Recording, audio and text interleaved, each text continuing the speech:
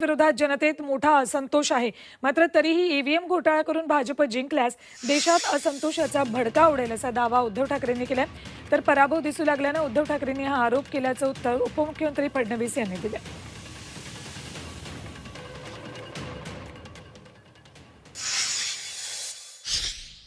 मला आता अशी भीती वाटते की ईव्हीएम हे काही करू न करू पण जनतेत असा एक गैरसमज पसरवला जातोय की जिंकत आहेतच पण जिंकत नाहीयेत। कारण आता तुम्ही वस्तुस्थिती सांगितली, वस्तुस्थिती पाहिली, जर दुर्दैवाने ईव्हीएमचा घोटाळा करून जिंकले तर देशात मोठा असंतोष होईल।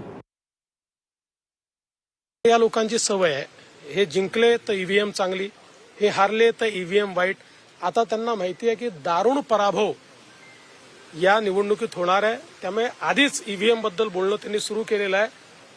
माझा एकच या ठिकाणी सगळ्यांना सवाल आहे, देशाच्या इलेक्शन कमिशननी ओपन चॅलेंज दिलाय, ओपन चॅलेंज, ईव्हीएम टॅम्पर करून दाखवा।